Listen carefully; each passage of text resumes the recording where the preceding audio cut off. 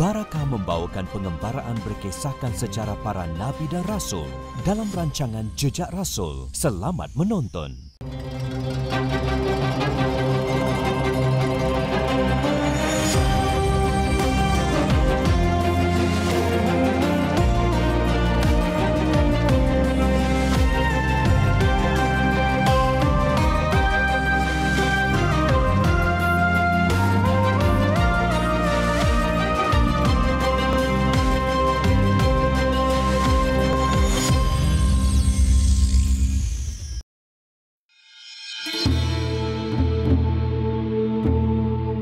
Kota ini menyaksikan sejarah Kesultanan tertua di Tanah Melayu.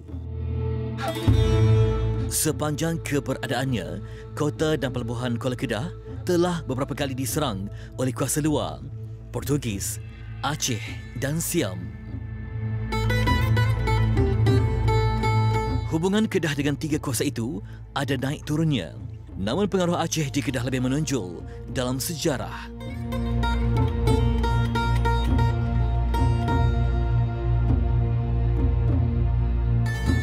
Makam Tok Pasai ini terletak di pinggir tempat letak kereta berhampiran JT Kuala Kedah. Pada batu nisan Aceh ini tidak tercatat sebarang nama, namun tipologinya menunjukkan ia dari kurun ke-18 atau 19 Masihi. Tok Pasai dikatakan berasal dari daerah Pasai di Aceh. Beliau tiba di Kedah sekitar tahun 1844, meninggalkan Aceh sebagai orang buruan penjajah Belanda. Menetap di Kuala Kedah selama 6 tahun, beliau sangat dihormati oleh penduduk tempatan sebagai seorang ulama yang berjasa. Makam berbatu Aceh lazimnya dikaitkan dengan sultan, kerabat diraja dan pembesar negeri, termasuk juga alim ulama. Syiar dan syariat Islam berkesinambungan di negeri Jelapang Padi ini bersama perislaman rajanya hampir 900 tahun dahulu setelah sekumpulan alim ulama yang diketuai Syekh Abdullah bin Ahmad bin Syekh Ja'far Al-Kumari tiba di Istana Kedah. Kesultanan Kedah adalah kesultanan yang tertua di Tanah Melayu. Ia berkesinambungan sejak raja yang pertama iaitu Sultan Muzaffar Shah memeluk agama Islam. Ini berlaku kerana kehadiran pendakwah dari Yaman iaitu Syekh Abdullah Al-Kumairi dan sahabatnya yang menyebarkan dakwah Islam di negeri Kedah. Dan bila mana ada kota Kesultanan Kedah, di situ ada sultan yang akan dinasihati oleh alim ulama. Tautan ini begitu akrab dan rapat untuk memartabat agama Islam. Ini diperkukuhkan dengan adanya kanun negeri yang berpandukan kepada hukum syarak.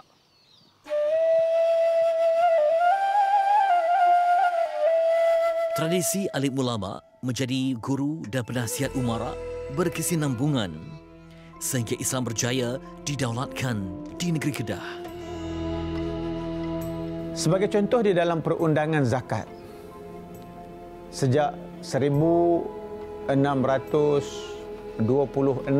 Sultan Rijaluddin dalam senarai Kesultanan Kerajaan Kedah yang ke-13 telah pun terdapat catatan bahawa penglibatan baginda di dalam membentuk undang-undang zakat. Pada ketika itu, silih berganti kesultanan, undang-undang zakat diperkasa.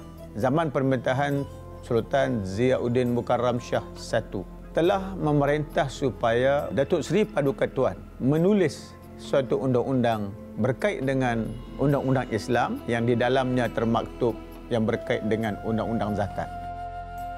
45 km dari Alustar, tidak jauh dari Kuala Perlis di Kota Kayang bersemadinya Sultan Ziauddin Al-Mukarram Shah, ibni almarhum Sultan Muhyiddin Mansur Shah. Baik, pun dapat diterangkan tentang makam yang terdapat di sini. Sekarang ni kita berada di makam marhum Kayang pertama. Sultan Marhum Kayang pertama. Kalau makam di sebelah kanan kita ni makam menantu kepada marhum Kayang pertama dan sebelah kiri ni pengikut baginda, dan di tengah ni kita dapat lihat makam Sultan Marhum Kayang pertama iaitu Sultan Ziauddin Al-Mukarram Shah Muhyiddin Mansur Shah. iaitu merupakan pengasas bagi Kota Kayang, Indera Kayangan ini. Berusia lebih daripada 300 tahun ya? Ya, betul. Bermula dia punya tahun pemerintahan dia 1661 hingga 1687. Berbanding Kota Sena yang jauh dari pelabuhan Kuala Kedah, kedudukan Kota Kayang lebih hampir dengan pelabuhan Kuala Perlis. Sultan Diauddin Al-Mukarram Shah memajukan Kuala Perlis sebagai pelabuhan dagang di Selat Melaka bagi merancangkan ekonomi Kedah ketika itu. Ketika mengubah hukum-hukum Islam ni, apa peraturan yang ditambah dalam kalau berdasarkan Tambera Paduka Tuan ni, antara undang-undang yang menyentuh tentang 16 fasal, antaranya berkenaan mencuri, tentang meminum arak, tuak dan sebagainya. Dia juga menyentuh tentang ternakan dan jual beli di kalangan masyarakat di negeri Kedah pada ketika itu. Bermaksud undang-undang yang dibuat itu sesuai dengan peredaran zaman dan keperluan ya. Sebab mungkin waktu itu Kedah rancak dengan ekonomi, bermaksud perlu ada peraturan bagi apa yang mereka laksanakan ketika itu. Ya, sebab kalau ikutkan di kawasan Kota Kayang ni sendiri, dia berdekatan dengan kawasan perdagangan. Jadi semua hukum-hukum tu sangat diperlukan ketika berlakunya proses perdagangan di kawasan tersebut.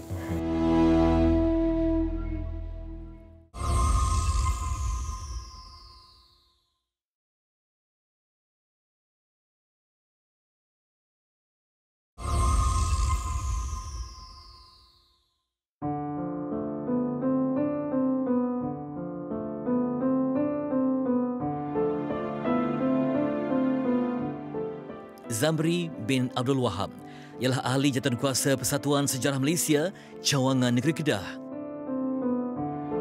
Lebih mesra dengan panggilan Pak Ngah, beliau seorang penggiat seni budaya dan aktivis sejarah tempatan. Misteri lokasi sebenar Kota Sena terjawab dengan penemuan makam Sultan Muhyiddin Shah 6 tahun lalu di Kampung Cegar, Mukim Jeram Tunjang, Jitra Kedah. Saya difahamkan ditemui lebih mendalam tulisan pada batu nisan ni tahun 2016. Ya. Apa yang ditemukan dalam batu nisan tu? Okey, kita menemui di struktur batu nisan tu, di bahagian tapak lantai tu tertera nama, ada tulisan. Jadi dibawa balik ke rumah dan kita mendapati ada tertera nama di batu tersebut, nama Sultan yang memerintah negeri Kedah. Termasuklah nama tu Al-Sultan Al-Haq Muhyiddin bin Husin bin Sultan bin Rijaluddin Shah bin Sulaiman Shah bin Muzaffar Shah dan bin Mahmud Shah. Jadi kita bawa benda ni kepada pengetahuan Persatuan Sejarah Negeri Kedah. Masa tu almarhum Datuk Wan dan datang ke rumah Pak Ngah untuk melihat dan mendapati nama-nama tu adalah nama-nama Sultan. Jadi Sultan Muhyiddin tu merupakan Sultan yang ke-14 Negeri Kedah pada tahun 1650. Itulah yang kita temui. Jadi sebelumnya tu batu nisan ni agak tak terpelihara lah. Telah diketahui, maka atas inisiatif Kerajaan Negeri dan Sultan sendiri turun ke tempat ni dan melihat dan melakukan pengesahan lah. Jadi benda ni disahkan oleh Persatuan Sejarah Negeri Kedah. Pengesahan tersebut sekaligus menetapkan lokasi Kota Sena ialah di sekitar Kampung Cegar, Mukim Jeram, Tunjang Kedah, yang sebelum ini disangka berada di Negeri Perlis. Ia berasaskan At-Tarikh Salasilah Negeri Kedah yang menyatakan Sultan Muhyiddin Mansur Shah mangkat di Kota Sena dan bergelar Marhum Sena. Sultan Muhyiddin ada gelaran ya? Saya difahamkan Tok Rukun. Ini merujuk pada apa tu sebenarnya? Okey, memang di kalangan masyarakat setempat ni daripada dulu-dulu kala ada panggil makam Tok Rukun. Jadi setelah kita mendapati ada tulisan tu bahawa dia ada seorang sultan, maka kita mengkaji daripada pelbagai sumber sejarah dan kita mendapati dalam kitab Undang-Undang Kedah menyatakan bahawa baginda telah membuat undang-undang. Jadi membuat undang-undang ni undang-undang bahasa Melayu dan bahasa Arab tu rukun. Jadi dia membuat berkenaan dengan 16 pasal berkenaan tanah. Undang-undang tanah di semasa pemerintahan baginda. Jadi sinonim dengan membuat undang-undang tu maka dikenali dengan rukun, maka digelarkan orang Tok Rukun.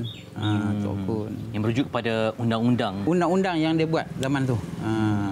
Undang-undang tu pula dia ambil daripada zaman nendanya Sultan Rijaluddin yang mula-mula menyalin undang-undang lama. Sampailah zaman Baginda menambah 16 pasal berkenaan dengan tanah. Tidak jauh dari makam Sultan Muhyiddin Mansur Shah di Kampung Cegar, Mukim Jeram ini ialah dua lagi makam Sultan Kedah dari kurun ke-16. Rekod sejarah mencatatkan Sultan Mahmud Shah II ialah Sultan Kedah ke-10, manakala Sultan Muzaffar Shah II ialah Sultan Kedah yang ke-11. Kedua-dua sultan itu bersemayam di Kota Siputih, 20 km dari sini.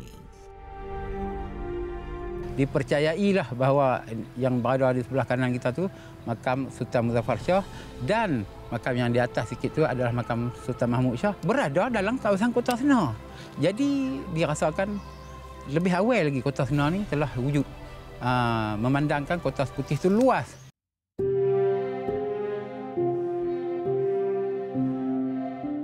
Kurun bersilih ganti, Kedah menjadi pusat perkembangan ajaran Islam yang menyaksikan kehadiran alim ulama yang memajukan pendidikan melalui halakah ilmu maupun penubuhan pondok dan madrasah. Rohani manusia itu rosak tak disebabkan dosa yang dilakukan olehnya.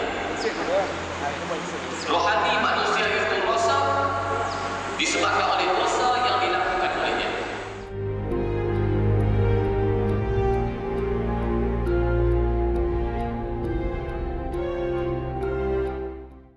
Alim ulama sentiasa menawarkan nasihat kepada para sultan seperti yang dirakam dalam At-Tarikh Salasilah Negeri Kedah.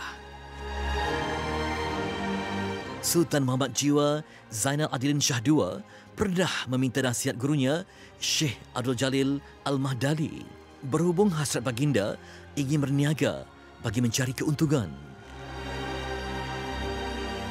Ulama berketurunan Nabi itu tanpa ragu-ragu menyatakan pandangan beliau yang bertentangan dengan hasrat sultan.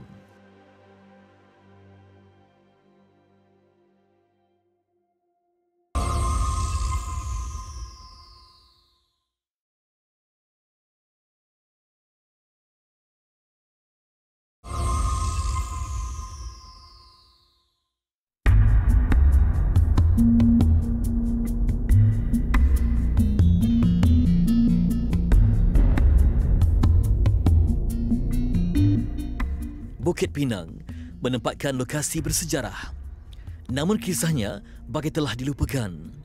Letaknya hanya 15 km dari Alustar. Kota Bukit Pinang antara pusat pentadbiran Kesultanan Kedah yang kini terbiar di mama masa. Kewujudan makam-makam di tebing Sungai Kedah di hujung tanah terbiar ini telah pun lama disedari penduduk tempatan sejak sekian lama. Namun, tiada siapa yang mengindahkannya. 6 tahun lalu, tapak ini telah dikenal pasti oleh aktivis sejarah. Salah satu makam dipercayai milik Sultan Athaillah Muhammad Shah II. Pertama kali Pak Ngah sampai, dia dalam keadaan yang agak terbiar dan tidak dipedulikan sepenuhnya lah. Dan keadaan batu nisan ni patah dan bertaburan lah. Dan ada satu yang dekat dengan sungai itu hampir nak jatuh ke dalam sungai. Sebab sungai dah menjadi dekat akibat hakisan air sungai yang kuat. Penemuan makam ini dianggap penting kepada pengkaji sejarah kerana ia membuktikan kesultanan yang pernah berpusat di Bukit Pinang. Jadi bila kita mengkaji dan kita At-Tarikh Salasilah, kita mendapati kota Bukit Pinang ini diasaskan oleh Sultan Ziauddin Mukarram Shah. Jadi makam ni dipercayailah makam Sultan Athaillah yang merupakan anak anda kepada Sultan Ziauddin Mukarram Shah, marhum Kayang pertama, dan merupakan cucunda kepada Sultan Muhyiddin Mansur Shah yang bersemayam di Kota Senar. Sekalipun kewujudannya dimaklumi seperti yang tercatat dalam At-Tarikh Salasilah Negeri Kedah, tiada sebarang usaha yang serius dibuat bagi memelihara objek sejarah yang berkait rapat dengan kota Bukit Pinang. Kalau kita kaji balik dalam rekod-rekod lama, terdapat 12 buah makam, kalau tak silap Pak Ngah lah, yang ditemui pada 2016 tu ada lebih kurang 7 ataupun 8 Tetapi pada hari ini kita mendapati hanya tinggal 6 sahaja. Yang 2 lagi tu dah hilang, tak tahu entah ke mana. Jadi kita cuba untuk nak selamatkanlah. Kemungkinan kalau tak dijaga batu nisan ini akan luput daripada pandangan mata dan hilanglah sejarah keagungan kota pemerintahan Bukit Pinang. Bergerak dari Jalan Kampung Ceruk Air Pasang, Ahli Jawatankuasa Anjung Warisan Pusaka Pak Wan, Muhammad Jamil Ramli, membawa kami ke kota Bukit Pinang yang pernah menjadi pusat pemerintahan Kesultanan Kedah. 10 orang Sultan Kedah bersemayam di Bukit Pinang. Antaranya Sultan Ahmad Tajuddin Mukarram Shah. Tapak istana 2 orang isteri baginda berada di kawasan ini. Di belakang ada tapak. Ini istana. Kawasan apa ni? Ini dipercayai tapak istana Permaisuri. Permaisuri. Dia panjang. Dia sebenarnya dah dari mamah usiar makan. Jadi di sini kita tengok ada tembok-tembok batu. Menurut cerita penduduk tempatan, suatu masa dahulu, pokok Melaka serta pokok bunga campa banyak ditemui di persekitaran kawasan ini. Penemuan tapak perigi menunjukkan kawasan ini ialah penempatan utama dalam kota Bukit Pinang.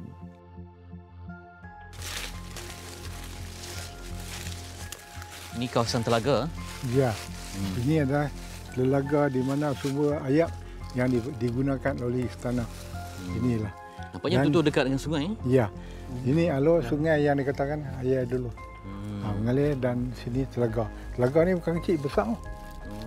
Di sini juga dia menghadap dan istana Wanjah dekat sini juga, tak jauh mana. Dan sebelah kiri kita adalah Taman Larangan. Taman Larangan. Dan sebelah kanan kita adalah tempat membasuh pakaian dayang-dayang dan basuh pinggan mangkuk dayang-dayang. Dan di atas sana tempat masak. Tempat masak, kediaman dan kediaman dayang-dayang. Belah atas tu. Dan stor makanan belakang ni lah. Hampir 1 jam mendaki, pohon buluh yang banyak tumbuh di sepanjang laluan dikatakan sengaja ditanam bagi melambatkan pergerakan musuh ke kubu peninjau Bukit Pinang ini. Baik, yang ini yang kita cari, iaitu kubu pertahanan. Ya, dia nampak betul-betul masih lagi utuh ya? Ya. Untuk asas tu? Masih kuat dan kukuh lagi.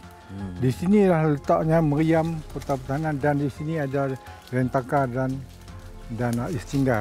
Dan sini adalah kota pertahanan dan kota peninjau 24 jam. Meninjau di kawasan daratan supaya musuh tak dapat naik ke atas ni dan orang di bawah pun selamat. Istana Raja selamat. Di atas ni memang ternampak sekata saja, masih utuh. Batu-batu ada di sini. Jadi umpama menara peninjau lah. Nampak sampai ke sana. Ya.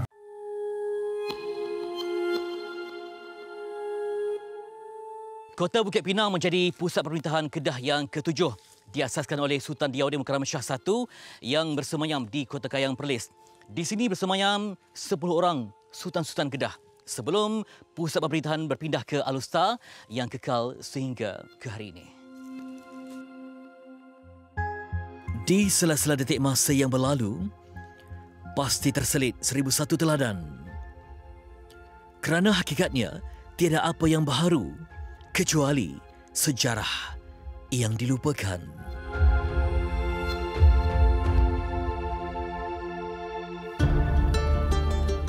Hampir 20 tahun dalam bidang produksi TV, kesihatan kunci utama bagi saya untuk terus beraksi di hadapan kamera. Kembara jejak Rasul memerlukan saya untuk mengawal paras gula di dalam badan. Arnia, madu kelulut asli mengandungi trihalulus, gula unik yang hanya ditemui dalam madu kelulut sahaja. Kajian saintifik menunjukkan gula semula jadi dengan indeks glisemik rendah dapat membantu mengawal paras gula dalam darah. Ia juga 22% kurang kandungan air untuk memelihara kualiti, kesegaran dan rasa apabila disimpan pada suhu bilik. Arnia, madu kelulut asli keluaran Farmadiga Naturals, kaya dengan antioksidan, antibakteria, vitamin dan mineral.